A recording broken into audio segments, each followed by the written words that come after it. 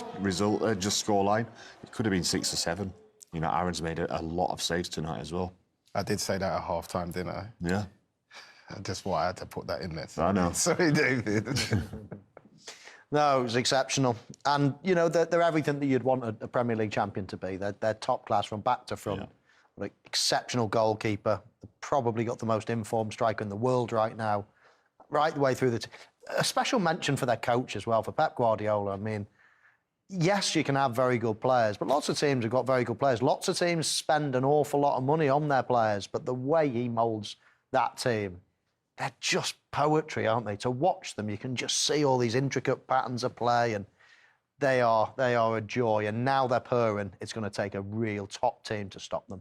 Well, it was a real top performance and an outstanding result from Manchester City. It was always the headline act of tonight, but some other important things have happened as well. After last night, of course, when Leicester grabbed a point late on at Leeds, Villa won again.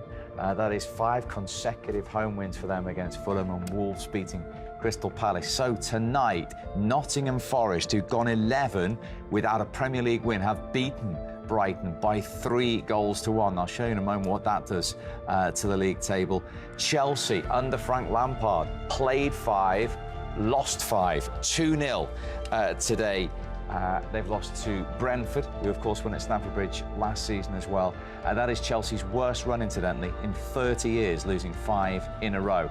Liverpool have won again, 3 in a row, at West Ham, who'd only lost 1 of their last 7 at home, 2-1 to Jurgen Klopp's side, and of course that emphatic result at the Etihad. 3 crucial games still to bring you in this Premier League week in Thursday's Matchday Live. Third place Newcastle are at Everton, deep in trouble and in the relegation zone. The bottom club Southampton welcome Bournemouth on the south coast, and of course Manchester United in 4th against Spurs, who've seen Liverpool go level on points with them tonight in the late kick-off at the Tottenham Hotspur Stadium.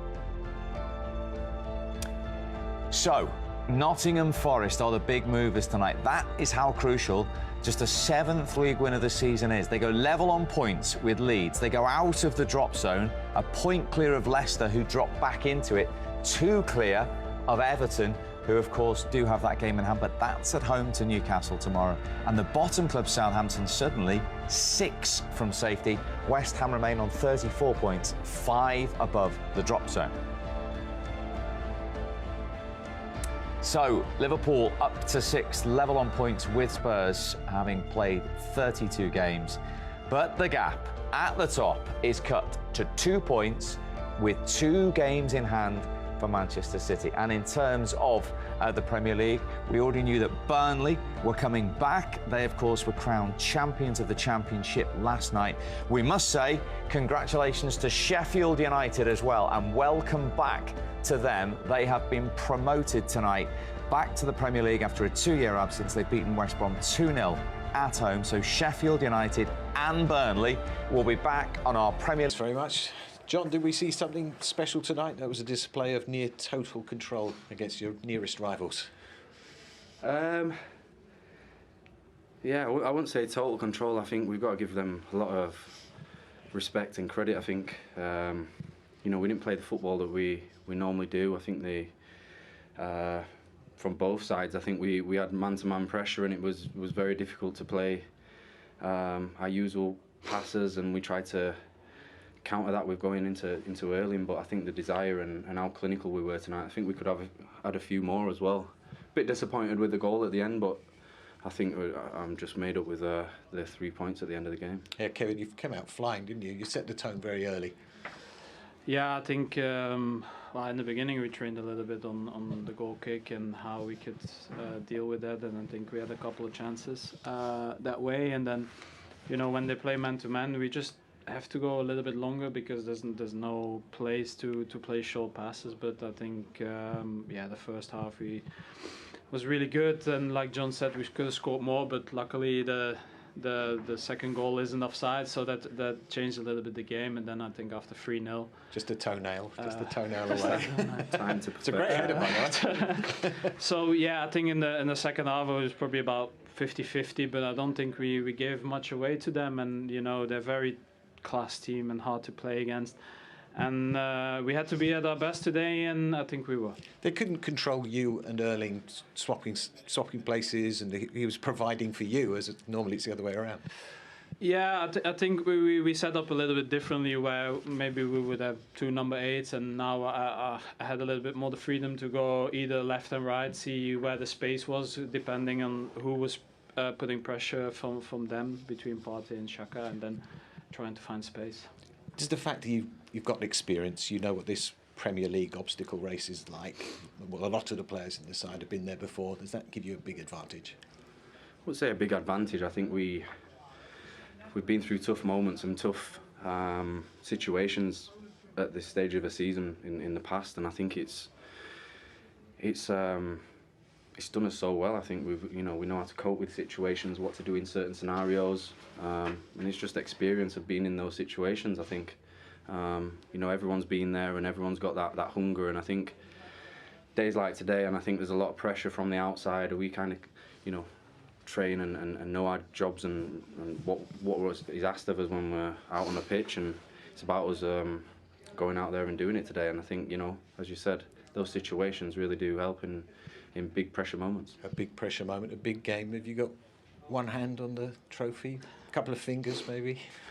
It's too long. You know the answer to that. It's too long. Honestly, we know what people would say, whoever win this game, but I think it's so hard, and a lot of things can happen. It's still 7 games. That's a lot of points, and we're still. I know we're 2 games ahead, but we're still behind them. So, people will say that we will win the title now, but I know this team, and we will not give in until it's mathematically could be done. But our schedule is hectic. There's a lot of things going on. So now we have to prepare ourselves for Sunday on Fulham. Well done. Last duty, John. If you could pass that to Kevin, player of the match. Tremendous.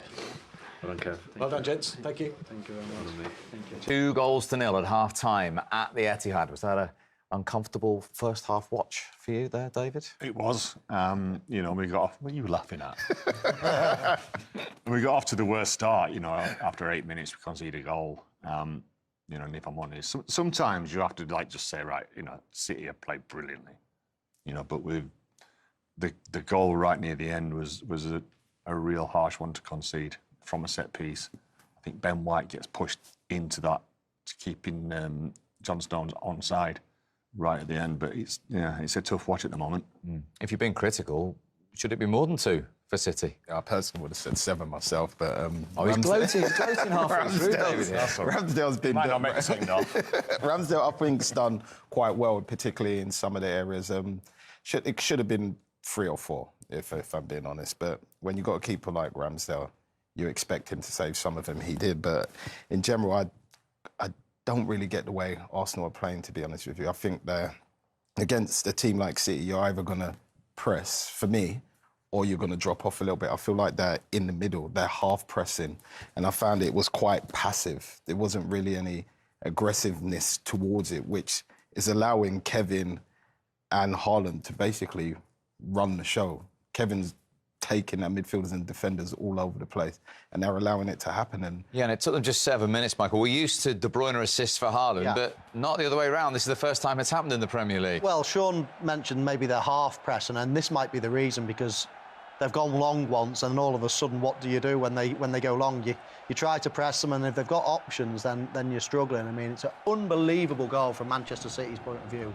We look here at the long ball. They're just playing around the back to start with, but then Arsenal start with the press, and eventually they have 3-4 players in the final third, and Manchester City go long. But just have a look at Partey there with Kevin De Bruyne, the eventual goal scorer. He lets him run, but the main culprit, I feel, here is holding. You can be very, very aggressive in this situation. You've got a man, Gabriel, right in behind you.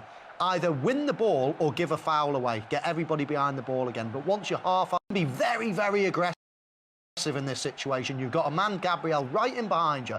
Either win the ball or give a foul away. Get everybody behind the ball again. But once you're half-heartedly putting a challenge and the big man brings the ball down exquisitely well, then all of a sudden they're turned and you're in big trouble. Just to clear this up, David, is there anything Aaron Ramsdale could have done here more? No, because with Kevin De Bruyne, he's got both. He's got the whip, and then he's got that one that goes down the side of the post as well. So you can't gamble, you can't guess.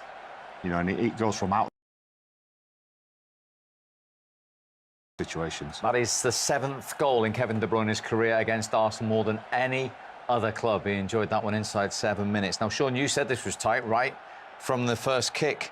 Yeah, I thought it felt like they were going to score. They were in the ascendancy. But when you got people like Kevin De Bruyne and Bernardo Silva on the ball, you know deliveries like this can come in. And I think Akanji there just runs into him. I feel like White has to stand his ground. Then he wouldn't be offside, where he would have been offside. But the ball in and the header, for me, from Stones was superb. Right back across the face of the keeper. The keeper can't do nothing. They're at the perfect height.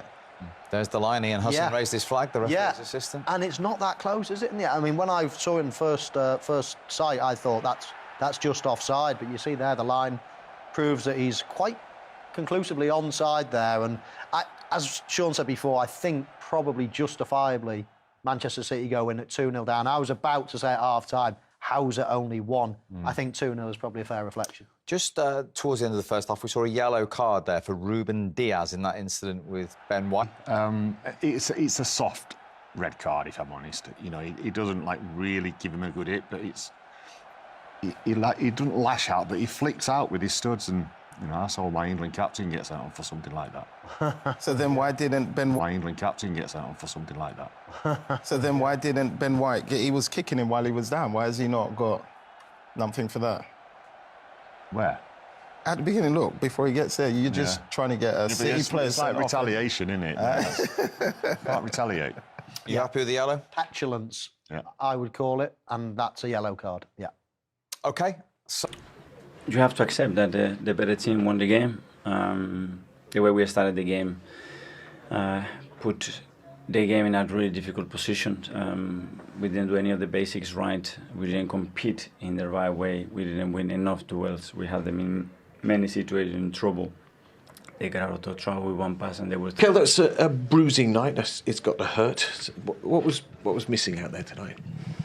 Well, we were beaten by the better team, that's for sure. They were exceptional today, and when that's the case, it's extremely difficult to reach that level, and we were nowhere near enough our level, especially in the first half. And when you open that gap against them, you get punished. Yeah, they set the standard, but did they change tactics a little bit? Did they catch you with the long ball tonight?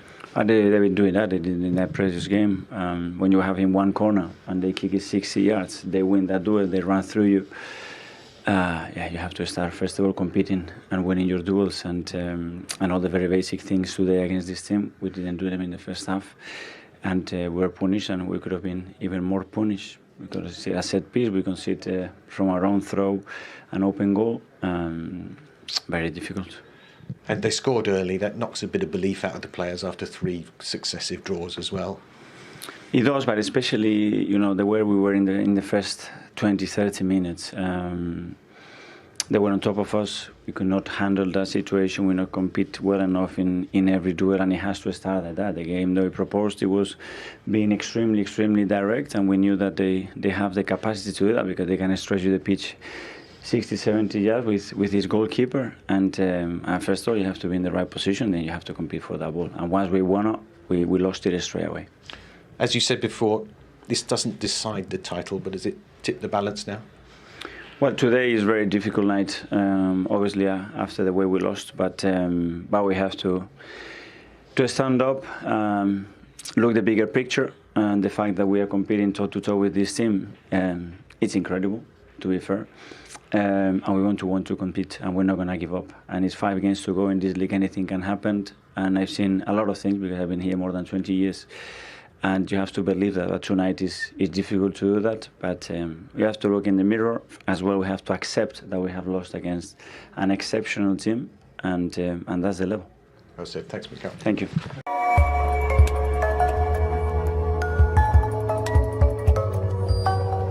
Position MRBEAR. Alors que se passe-t-il? Le buteur Hakim Ziyech est resté au sol.